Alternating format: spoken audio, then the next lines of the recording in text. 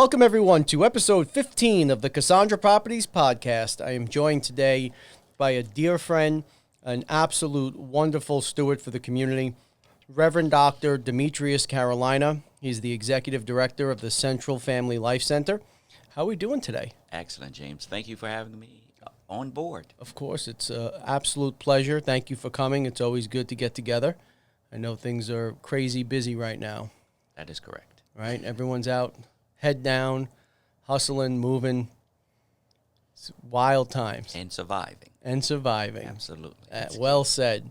So we always like to give the audience some context. We get a lot of feedback about being able to learn a little bit more about the history and what makes the guest. And and we'll get into how we came to know each other and my wonderful experiences with you. One of the most genuine people I've ever dealt with, and I mean that from my heart. We've enjoyed a nice relationship over the years. So why don't we go back to the beginnings, as we often do. You're not originally from Staten Island, correct? That is correct. I was born in Harlem, Manhattan, New York. Harlem? Sort of meandered my way to Staten Island. So you are born and you're in Harlem up until what? I was in Harlem until roughly mid-school age. Okay. Then I moved to transition to South Jersey, West Atco, New Jersey. Graduated from Edgewood High School, Edgewood Regional High School. Now it's called Winslow Township High School in New Jersey, South Jersey in particular. I was raised around horses and pigs and cows and Is that right? lambs. Oh yeah. It was great. And my summers were spent in South Carolina, Orangeburg, South Carolina. So do you enjoy animals and do you enjoy? I enjoy anything that is outdoors, that is, nature, natural, country, real food, all those things. So I was raised. I would love for you, either with the family or if you wanted to do something with the program. I have a farm up in PA, up in Honesdale, and we've got cows and pigs and chickens and goats and all sorts of neat things going on. And it's for people that don't have experience with it, it's pretty wild, the reaction. People don't take me as a farmer or the farmer type, but there is something really remarkable about the animals and how they interact with their environment and how, I don't want to get too biblical too quick here, but that's where I saw God, if you will, for the first time very clearly, was how nature is just so perfect. We learn a lot from animals, right? We do. Human beings are the only thing that God created with free will. We are free moral agents. But animals live based on need, necessity, right? They don't kill just to kill. They don't take just to take. Animals do what they do out of need. Yep. And it's important as human beings we go back to our roots, and that is the land. Everything that we need for health, mind, body, and spirit can come from the land. Amen. Even drugs, I often say, our medicine is what we eat, our food. The synthetic stuff is not necessarily the best stuff, but natural stuff is what's best. Without a doubt. Yeah. My dad, who has been battling cancer for years now, always says that he believes that there is everything we need in the rainforests and in the earth, and it's all out there. That's correct. And he had gone back and forth with different treatment types and had a really tough go of it, and came across immunotherapy, which essentially just takes, this is a very basic explanation of it, but from what I understand, it basically just removes a protein from the cancer cell that allows the body to do the work. And once because cancer masks itself in that way, and it keeps the body from fighting it. So once you remove that, disguise and you take it out and into the open, the body goes to work and it hits it. And, it's remarkable story for him. Yeah, he continues to battle, but it's been really unbelievable. This is now going on 4 or 5 years, and when we first got the diagnosis, it was tough. Sure. And we had some rough runs with different treatments, but the good folks over at Sloan have done an amazing job. So, to that end, it's remarkable how fast and far we kind of moved out of what was for thousands of years how we survived as humans, right? And particularly over the last 30 or 40 years, our foods have changed so fast. Well, understand not just foods, the environment, right? And cancer in and of itself is not necessarily starts off as a bad thing. It's just your body actually trying to fight things within it. Yep. Right? In some cases, in other cases, it's a matter of cells reproducing at a rate that is alarming to the rest of the body that can become harmful. Yep. So, again, the way in which we fight that is not just through what we take into our body, but also what comes out of our bodies, Yep. right? So sometimes it's very good to sweat. People don't understand the importance of sweating, Yep. right? Releasing toxins from the body. Yep. Meditation is an essential part of one's health, mind, body, and spirit, right? You meditate? Absolutely. How often? I meditate every single day. Really? Sometimes several times a day. It depends on what's going on and what I'm dealing with. But every morning I have my own meditative regimen. And many spiritual people do this on a regular. It becomes a part of who you are. It's not necessarily a regimen. It's just what you do. Right. Certainly to start my day, I tend to center myself so as to allow myself to hear, to take in what happened yesterday, to hear and to prepare for an agenda, as it were, for the day. And even if that agenda changes, at least I have a platform or a foundation for which to spring forward and deal with the challenges, because everybody's day is different every day. So as ordinary as putting on your clothes, this Absolutely. is just part of what you do. Absolutely, part of who I am. So if I may ask, this is something that I've tried it on a superficial level. I really haven't made a serious commitment to it, but I've heard this now over and over and over. As we get older, we start to pay more attention to our health, and Absolutely. Things that we got away with when we were younger, we can't necessarily get away with anymore. You knew me years ago. I was much, much heavier, and I changed the diet, and I tried to get away from as many, GMO products and as many things that God didn't put in his original form right on the earth. And that had a profound impact on my weight and my mental acuity and my overall disposition. It impacted me far more profoundly than I ever thought that it would. And it was Dr. Piazza down over on Forest Avenue who turned me on to this. And at first I was like, I'll give it a shot, sure. And it was such a profound change for me. I'm always looking now for ways to be more rounded, if you will. So if I may ask, how does one, if start, getting serious? Did you read books, or is this, is there people that you speak to about how do you get into a regimen for meditation? How do you learn how to do it? So my background deals with healthcare disparities. That's my dissertation, deals with healthcare disparities amongst men of the diaspora and how these healthcare disparities affect their healthcare choices. I've taught at maybe 4 universities on different health regimens. Meditation is something as simple. It can start something as simple as just listening to yourself breathe. Listening to your inner self breathe in and breathe out. Right? You can start it that way and continue to get deeper in your breathing. Because what happens is we tend to breathe shallow unless we are focused and conscious on our breathing. And it can start as slow as 10 minutes a day, but being conscious. And sometimes I tell people to start by putting their hands over their ears so that you can hear your internal breathing. Yep. And the deeper you breathe tends to be the longer you breathe in. and the longer you breathe out. That is just a matter or a type of concentration, if you will.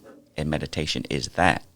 Once you center yourself, and by centering yourself, people mean different things when they use the word centering. Yep. But centering can simply mean for a novice or someone starting, once you become conscious of the fact that you are conscious of your breathing, could happen in a couple weeks, could happen in a couple months, then you can start to think about other things that may distract you, cause angst or anxiety in your life, and meditate on those things or how you overcome those things.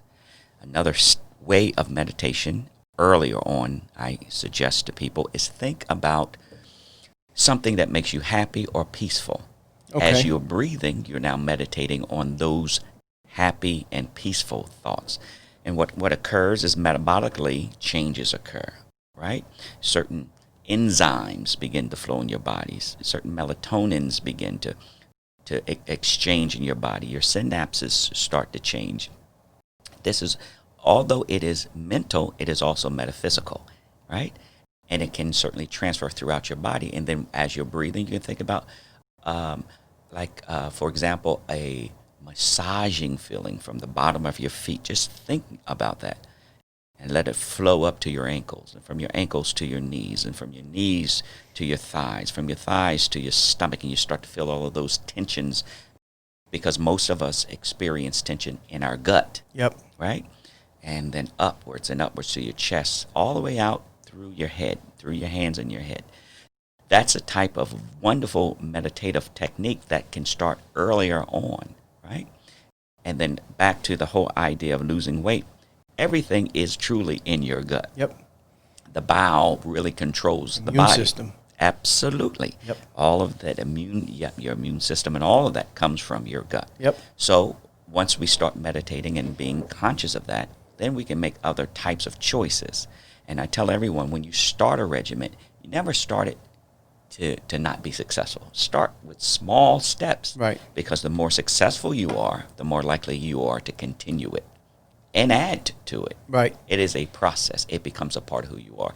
And lastly, when people do something at least 24 days in a row, it's more likely to become a part of who they are. It becomes a part of your subconscious. You want to initially start in the conscious mind, but make it a part of who you are, so it means you'll just do it in a subconscious way. It's really remarkable, and I think relevant today more than ever. People are not present ever. I'm guilty. I'm number one for that, right? Where we have so many things happening that it's very difficult to remain present. And I would think that the meditation is the ultimate sense of being present, right? And to have the mind have that impact on the rest of the body. And I've gotten really way off on one of my, well-known tangents now.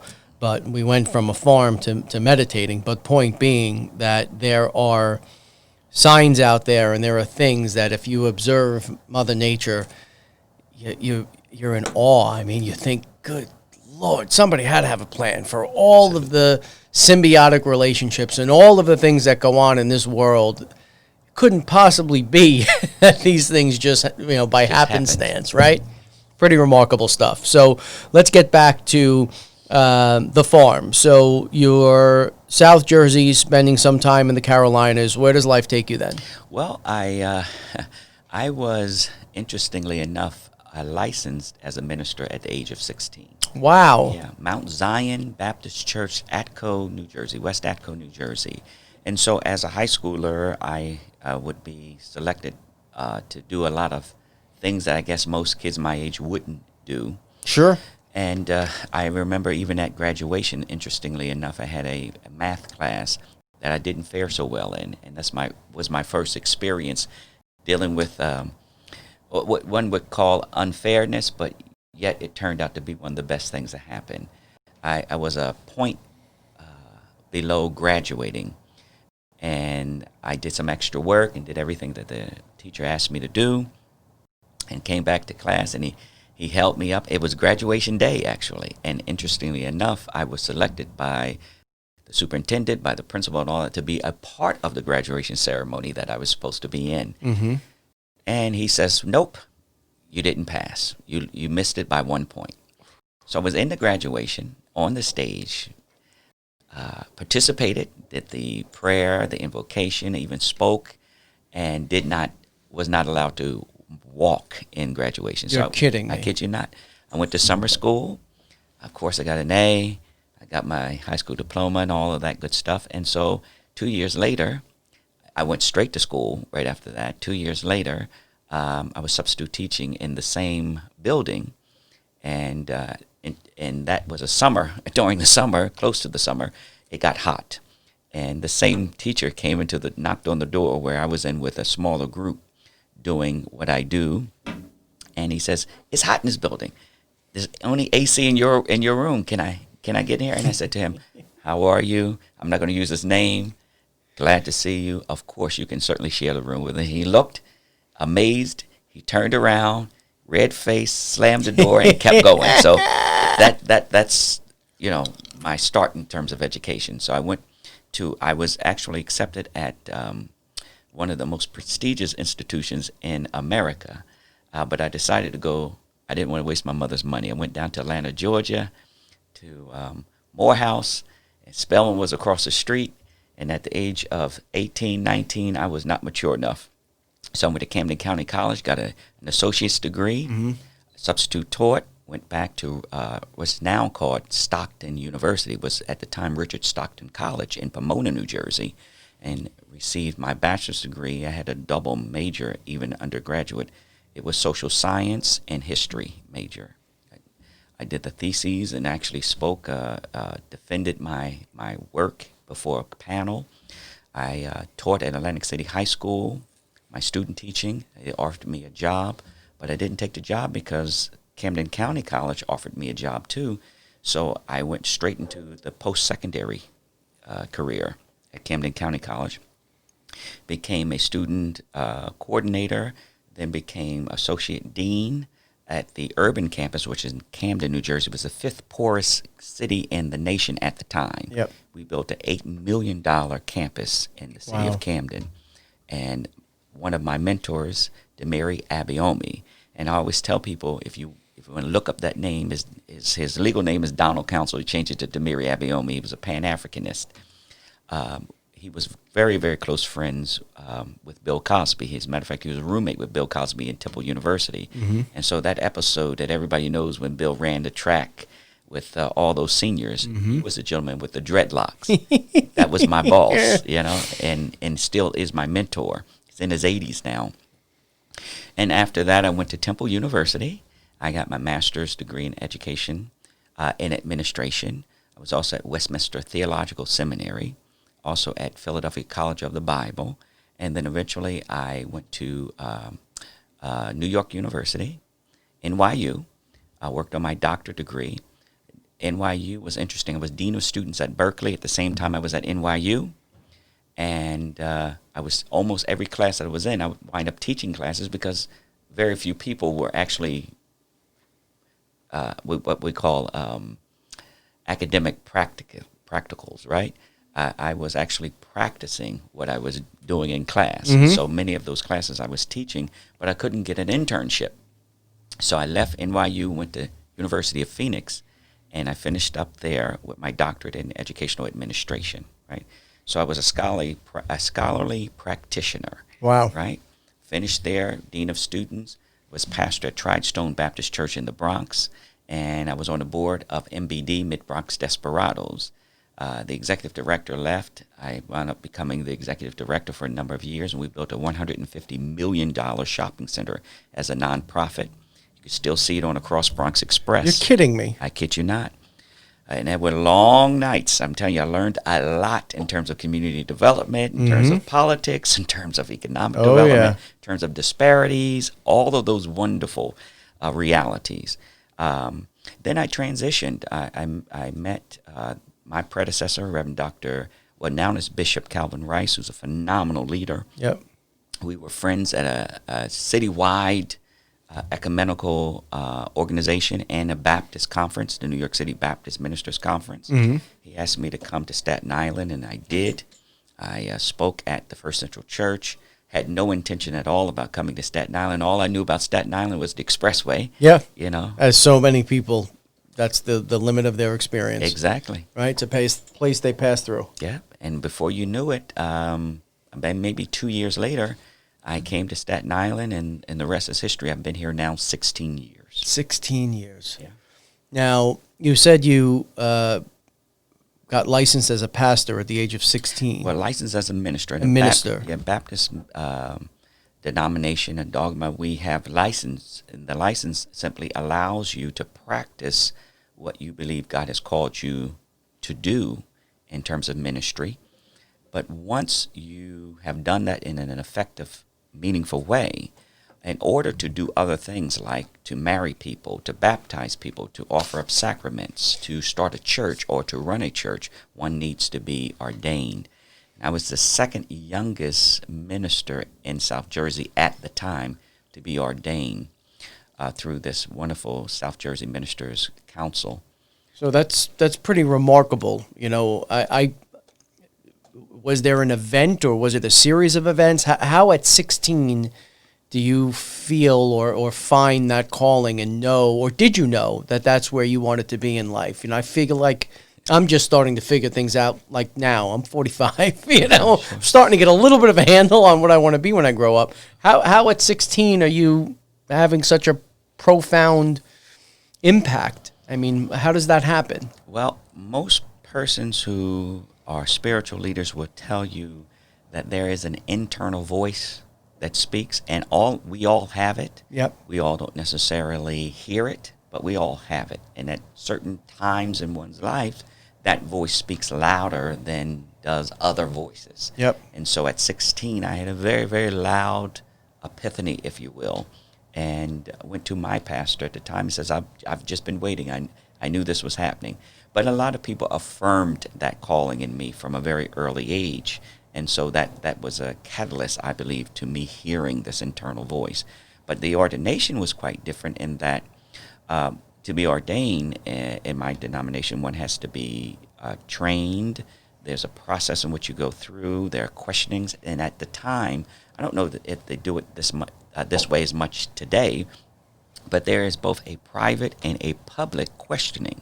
Because if you're going to be a leader in the Baptist denomination, you have to demonstrate publicly your affirmation and your ability and your fidelity to this leadership role, right? And so I had about 350 pastors present at my ordination, and the questioning took about 2.5 hours. Wow. Publicly, that is. And then there's a ceremony after that and all of that. And then there's also a written test that one takes after studying articles of faith and various Baptist dogma, things of that nature. That's remarkable. You know, I've only come probably in the last 10 years to recognize this voice and accept that, you know, it's not anything other than what it is. And it's become more profound for me as I've gotten a little bit older. But to think at that age, at 16 years old, to hear a calling and to step up to the plate and actually move forward with something like that at that age, to me, that's, you know, I couldn't find my backside in the closet at 16. Well, no 16-year-old can, but, you know, you think about many people that we read about. Yeah. All of them had to have had some type of internal experience that drove them to wherever it is that they were and able to accomplish in life. And I believe I have a lot more to do. Yeah. But that was just my experience at an early age. Remarkable. So you end up out here on Staten Island. You spoke at the Central Family Life Center, and one thing leads to another. We actually met way in the beginning, right? That is correct. You were looking at real estate, I remember. That is correct. And I remember thinking, wow, this guy's got it together. You know, you were looking for real estate, and you had profound insights into real estate. And I come across a lot of people all day in all walks of life, and it's not often that I'm struck that someone has the insights that you did then. And, it was kind of like, okay, mental note. Fast forward a couple of years, and we got involved in some community work together. Correct. Which you have done an absolute beautiful job in the community. And I want to talk about some of those programs, but I just wanted to give the audience a little context about our relationship. So Dr. Carolina has recently had a birthday, and we know this because I spent a birthday with him for legitimately 10, 12 hours. That is correct. Right? So we were working on a project and trying to advocate for more local jobs. And we had go to testify at City Hall with some wonderful men and women from the community. Hundreds of men and women Correct. showed up to testify. And you sat there. I was a little younger and had more hair. Yeah, we all did, right? You sat there for 10 or 12 hours on your birthday, listening to testimony after testimony after testimony, because it was important to the community that your voice be heard, and you blew your birthday. And I'll never forget that. You sat there all day into the night until it was your turn to get up and speak. And that was another thing that just sat with me as this guy's a real deal. He's the real McCoy. I appreciate that, James. Listen, I appreciate you. no better way to celebrate your birthday than really helping somebody else, right? I mean, that's what it's all about at the end of the day, really. That's a beautiful perspective. I'm not sure how many people would share that sentiment, but it's a beautiful perspective. This year, I was blessed to celebrate my birthday and take my mother to the doctor's in the morning, which was beautiful because we enjoyed each other. We laughed, we talked. She got a great report. She's also battling cancer. She got a great report, and then we had lunch together, and we laughed. It was a beautiful day. And that evening, I celebrated with the rest of my family. So, and I got to see, of course, my daughter, who's living with my mother, who is a senior in college, Rowan University. Yay. Wow. So it was a great day, but it seems to be the pattern for me. My birthdays are usually spent doing something. I don't know.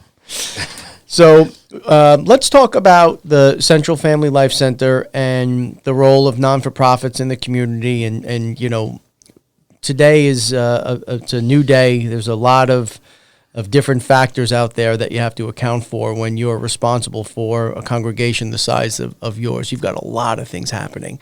So to walk the audience through really some of the core programs now that you're working on, because they're really remarkable. Sure. The Central Family Life Center is a full-service nonprofit on the North Shore of Staten Island. We have approximately 17 different programs that we run, we manage, and we run.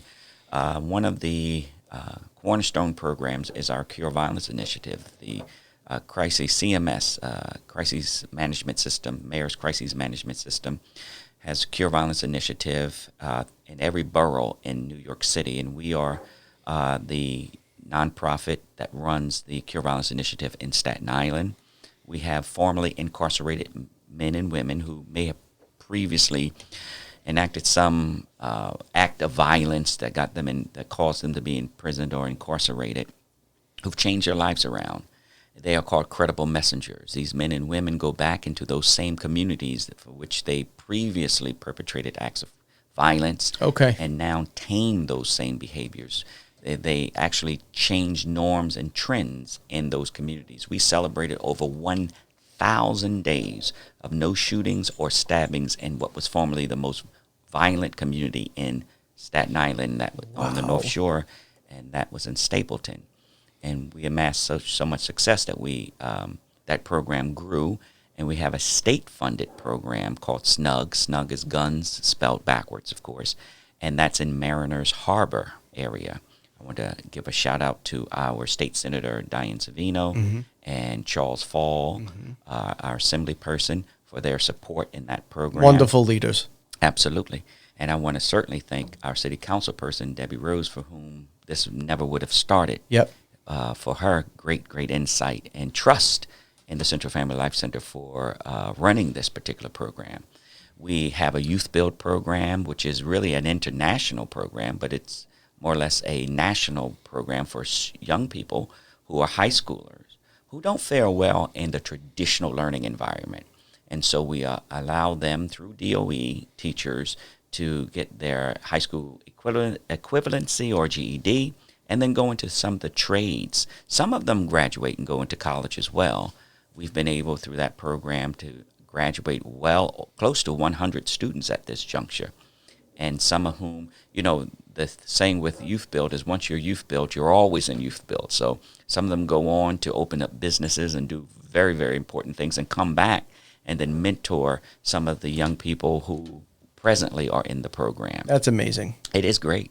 We have mentorship programs. We're in 3 schools here in Staten Island where we have young men going into schools, mentoring other young men in the schools. And, of course, young men tend to respond differently to men than they do to women. Sure. And the median teacher in the United States is between the ages of 25 and maybe 40 young white females. So you may have a lot of African-American young men for whom those teachers don't necessarily view as their own children, and those children don't view them as their parents. Yep. And so this is a wonderful way in which to mesh that.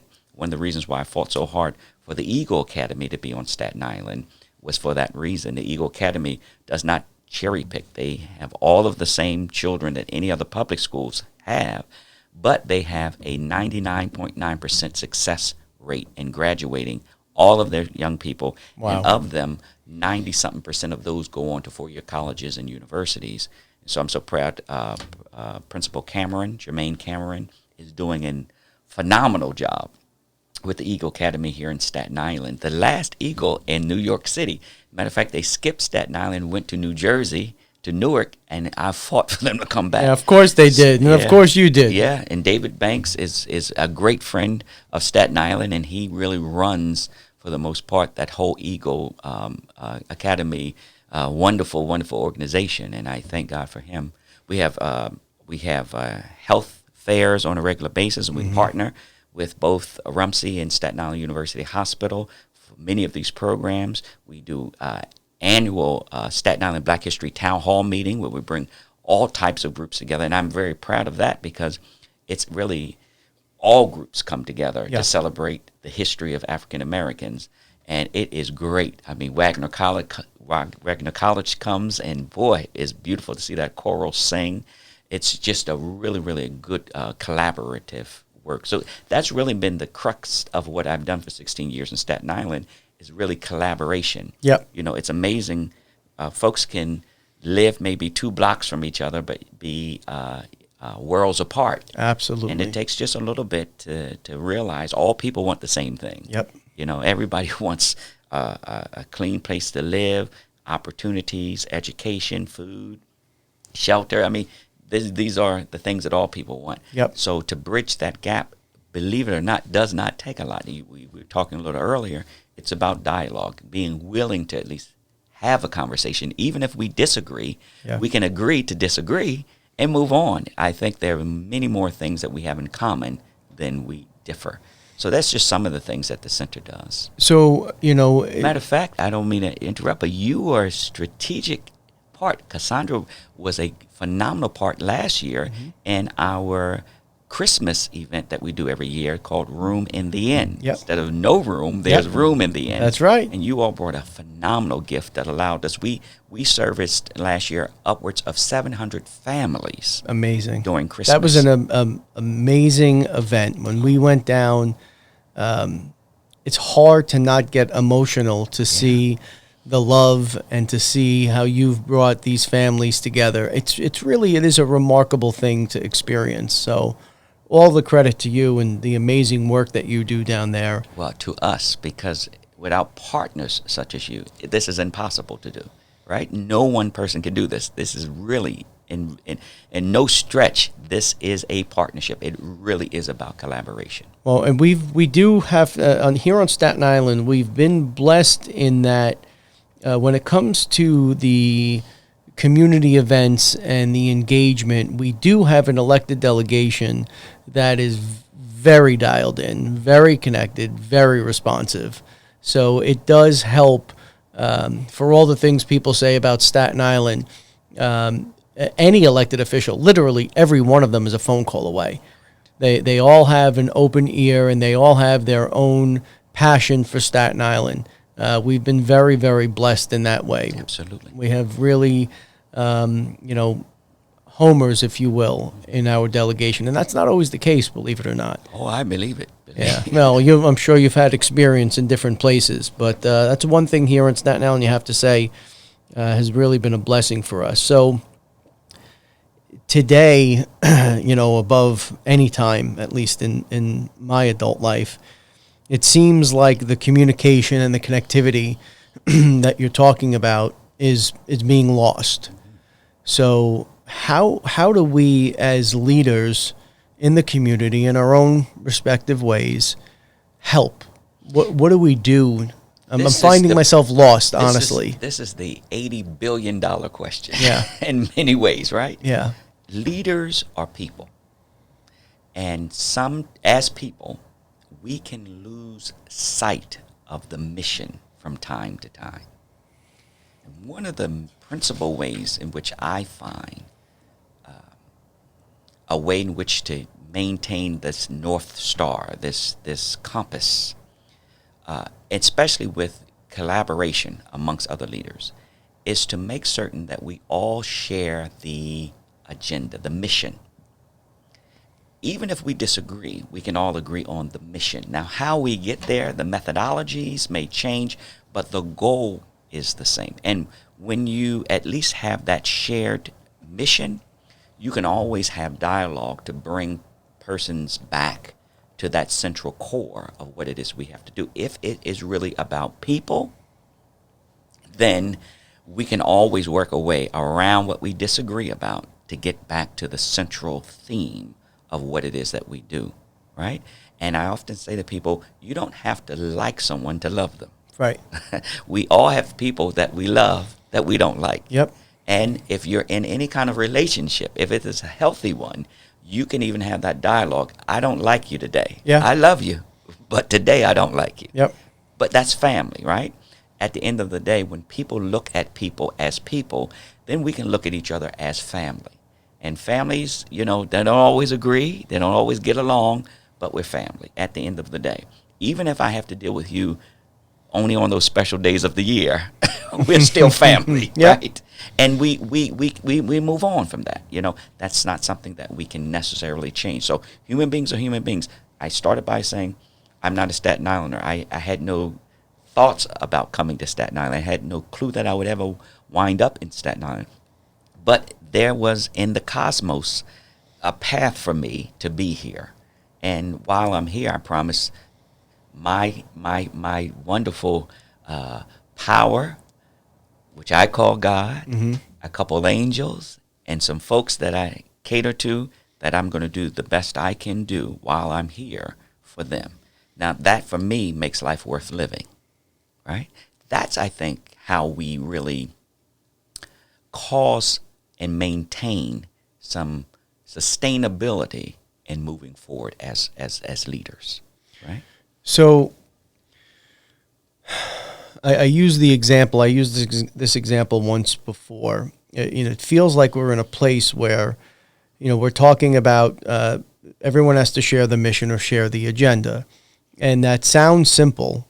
But we're in a world where I was on with Sandy Kruger, and we were talking about he's the executive director of Cybor for the realtors in Staten Island, talking about there's now a lot of people who are out of work, and there's opportunity to maybe do something special out here with some of the land that's been zoned inappropriately over the years, and perhaps we can get something together where Staten Island can emerge as a leader in the alternate energy space, right? We have the workforce available, we have the land available, we have the time now available to start contemplating these things. Perhaps that's, something that we can get behind. And the discussion evolved into global warming, right? So I'm using this as an example because I feel like I'm trying to find a path of how do we start bridging these gaps. We're doing this podcast. We did all of this because we wanted people to start to communicate more. This was a platform for people to come and to communicate to the people out here in Staten Island and all over the world, quite honestly. So we started talking about global warming, and inevitably it becomes, do you believe it? Do you not believe it? Is there science on this side? Is there science on that side? How do we move past? It doesn't matter if it's there's science supporting it or there's science not supporting it. It shouldn't make a difference. We should want to be better stewards of the damn planet, right? Either way, it shouldn't make a difference.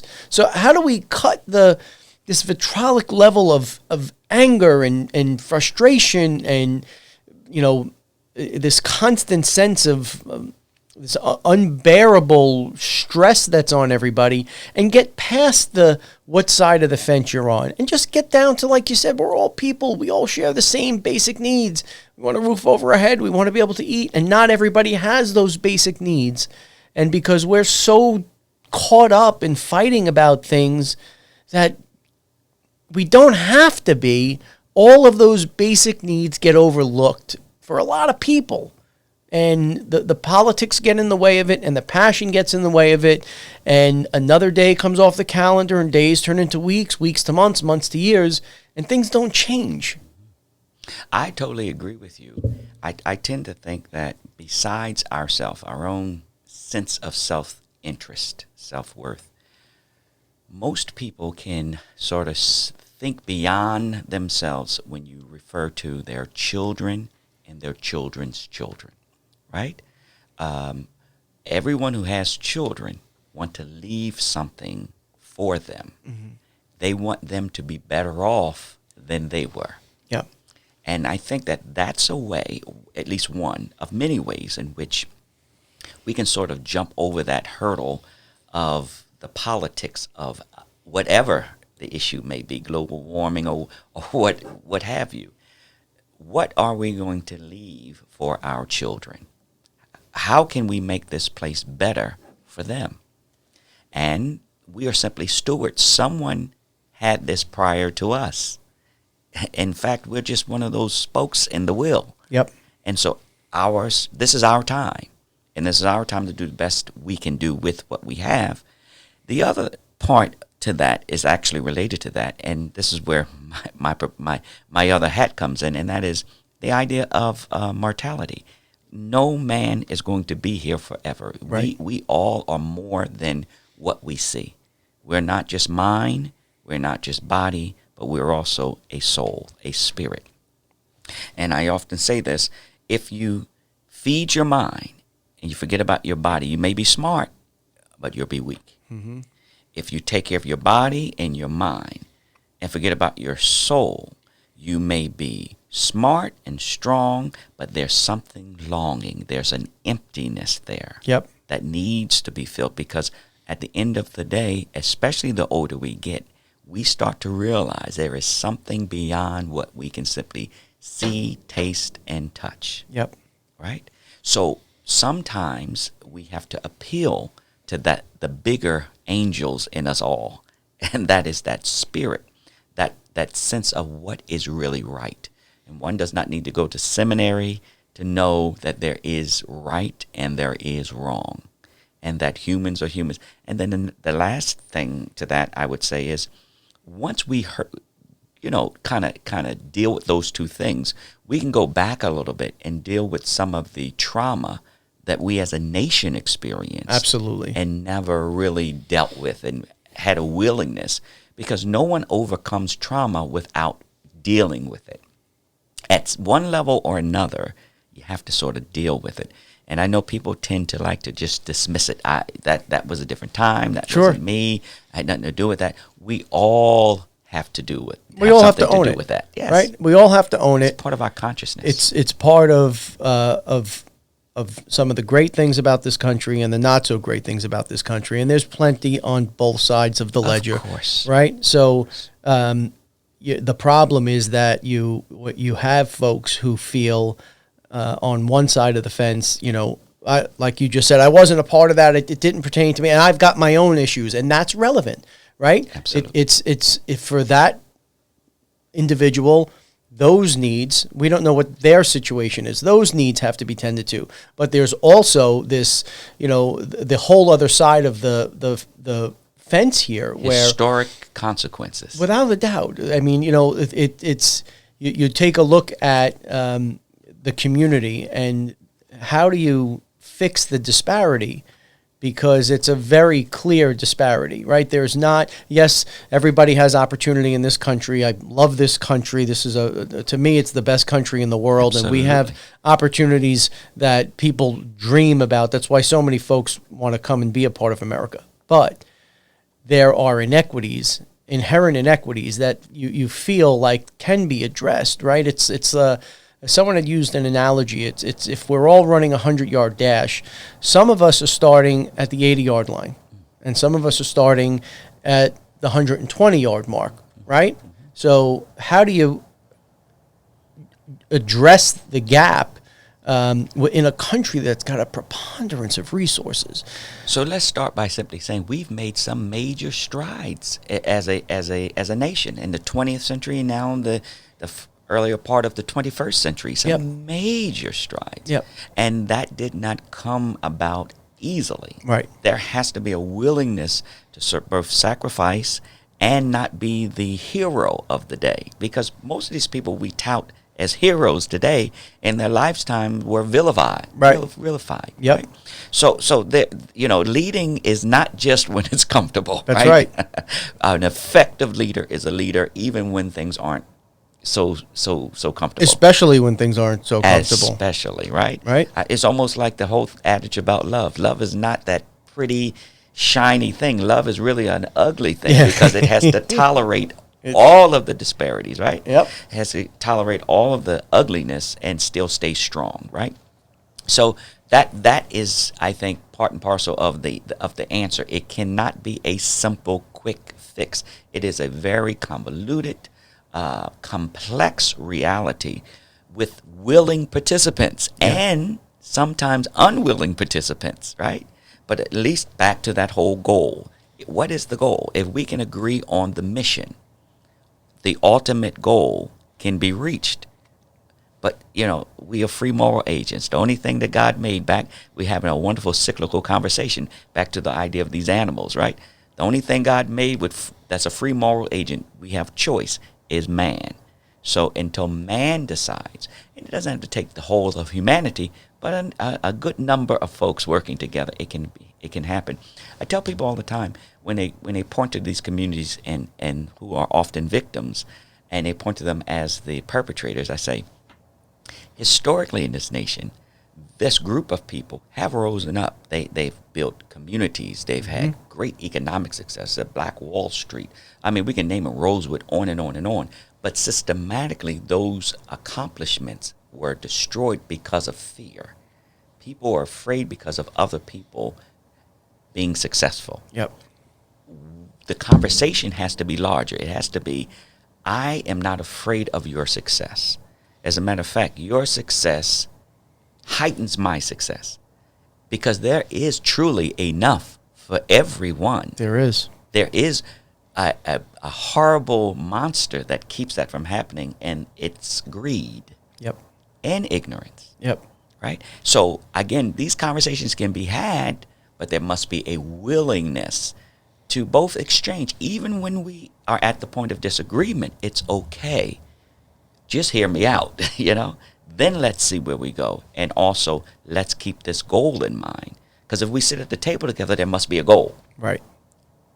If nothing other than to hear each other. Yep. There's got to be a goal. Well, how do we get people to the table? Because I feel like what's happening now is people are walking around the table. They're running past the table. But there's people aren't bellying up to the table, right? But this is a wonderful way in which to get people to the table, literally and otherwise, right? And getting it out there. Because people have to understand that they can come with their opinions and not be ostracized. They can come with their opinions and not be vilified, right? They can come with their opinions and their thoughts and can be heard. We're not going to agree with everything, but we will at least hear you. But I'm suggesting that the added part to that is we should be very transparent with the goal. Because people don't come to the table often because there have been so many hidden agendas. Yep. That people have that circumvent the willingness of others to sort of come out and say what they want to say. I mean, I've been in so many meetings with the borough president, for example, who I think has done a yeoman's job at bringing various groups together. You know, sometimes they come kicking and screaming, but they at least come to the table. And I've enjoyed being at those tables to hear what I agree with and what I sometimes disagree with. Sure. But at least there's a seat at the table. You know, that is key. And I will also say, how do we get people at the table? Those who have the table, open it. Now, how that occurs, I don't know, because that depends on the person's whose table it is that we're referring to. But again, I think often out of fear and out of possibly ignorance, and I know that's kind of a tough term, but real nevertheless, there tends to be a hesitation at bringing what's different, what's not familiar. But it's okay. I mean, baby steps. We'll get there. We've made great strides in this country, and I'm certainly not an apologist for all of the inequities that are occurring now. But there's opportunities. There are major institutions in Staten Island that can be hubs for this. Our healthcare institutions, for one. Everybody needs a doctor. Everybody needs. I am close friends with the former vice president of Staten Island University Hospital, James Powell. Mr. Powell has a story to tell. I mean, this guy's 81 years of age, and he came from the South where he couldn't use the same bathrooms, and animals on the farm were treated better than he was. Unbelievable. But he has a love for people that's unmatched by anyone that I've met in my adult life. He loves all people. Yep. Genuinely. That's the type of reality that can occur. Yep. Now, he has every reason to be angry and mad and obstinate. He is everything but. So, I mean, if he's also one of my mentors and one of my friends and brothers. And so if he can do it, certainly I think any of us can do it, because, when he was born, it was quite different than it is now. Yeah. So progress has happened, and I think I like to be part of continual progress. I can identify problems. We all can. Sure. But I like to be part of that team that deals with some of the solutions. Yeah, look, anyone can identify problems, and that's part of, I think, what's happened here is everyone is so quick to point out the problem, but not nearly as many folks have taken the time to get invested in the solutions. I had a project I worked on once, and one of the people I answered to in the team, it was profound for me at the moment. He used a reference similar to that, like, hey, look, I don't need to pay people to give me the list of issues, right? I need to pay people to give me the list of issues and the potential solutions. Wonderful. I think that if people got as invested in genuinely wanting to fix the issues, the inequities, the problems that we're facing, and they match the energy on both sides, not just in pointing it out, but in also trying to get things resolved, we could make some progress. And I think people like the gentleman you mentioned, Mr. Powell, who actually lived through some of these unimaginable things today. It's tough to even wrap your head around that it was such a recent past that these things existed. For someone like that to be at the table, to kind of equalize and say, hey, I was there, I was a part of these things, and I'm at the table. Mm-hmm. So if you're at the table, everybody else better get their butts to the table. Well said. Right? Well said. Well said. I often equate it to my own experience, and I'm not even half his age, but my own experience being in Staten Island running a nonprofit. I mean, I tell anybody, if you can run a nonprofit, you can run any multi-million-dollar for-profit. Because you got to win the hearts and minds of people. Yep. They have to get behind a vision. You have to answer to a board. You have to answer to all the people that you serve. You have to answer to wherever your funding sources are coming from. There's so many things and ways in which mess-ups can occur. So nobody's perfect, but thank God the mission is what keeps us doing it, because you're talking about thankless, many, many, many long nights and endless days, but seeing someone benefit is the thanks. Now, everyone's not kind of built for that, all right? and then you're under a microscope. So everybody's looking for every Oh, yeah. misstep. Everybody's looking for anything that's wrong. Yep. But the reality is the mission has to be at the forefront of what you do, or you won't do that for very long, because you got so many reasons not to do it that there must be a greater purpose in what you do. Yeah. So is there, maybe we're onto something here. Maybe there's things we can talk about, and maybe we can try and, because my voice has been, there's something bigger. There's something Absolutely. bigger that needs to be done, and I've struggled to put my finger on what that is. But maybe this is the start of something here, and I do appreciate you coming down and talking with me, because it is important that people get back to just this. Yes. Sitting down and having discussions and vetting out ideas and talking through things in a a manner that's productive. Civil. That's it. We can all hear each other, right? We're all here for such a short period of Absolutely. time. And Absolutely. there's enough things in life that are going to be challenging, right? Correct. We shouldn't be making this harder than it has to be. And at the end of the day, you want your life to matter. Absolutely. I mean, Absolutely. we can all make money, but it's got to be about something bigger than that. Absolutely. Because when you're gone, somebody's going to say your name, and they're going to remember something. Yep. And hopefully what they remember is something good, or Amen. some good that you've done beyond yourself. Absolutely. Is there anything else you wanted to cover today? Anything else you wanted to talk about at the Central Family Life Center? Just that we are located 59 Wright Street in the heart of Stapleton. A lot of good things are going. The doors are open on welcome hinges for our entire Staten Island community. We are growing by leaps and bounds, and the goal really is to affect positive change in the lives of all Staten Islanders as much as it is possible. And we love to partner. We love to collaborate. There's a lot of good going on. I mean, of course, we're living in a realistic world. There's a lot of bad. Matter of fact, one of our biggest programs is because of bad. But look how bad can be turned into good by loving people, by really allowing people to flourish. And so, come on, be a part of the organization. Let us be a part of what it is that you all are doing.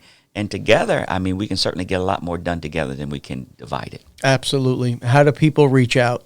Well, we have a website, like Central Family Life Center. Just you can Google us, and our website is there. Beautiful. Also, our number is 718-273-8414. Certainly, email, snail mail, we're here. Come on by. Well, Reverend Doctor Demetrius Carolina, it's always a pleasure. My pleasure. It's good to see you, and please keep up the amazing work you do in the community. Folks, I've seen it firsthand, and it is absolutely remarkable. So thank you for your time, and look forward to connecting with you. What a wonderful conversation. All right, thanks. Thank you. Thank you, everybody. Stay safe.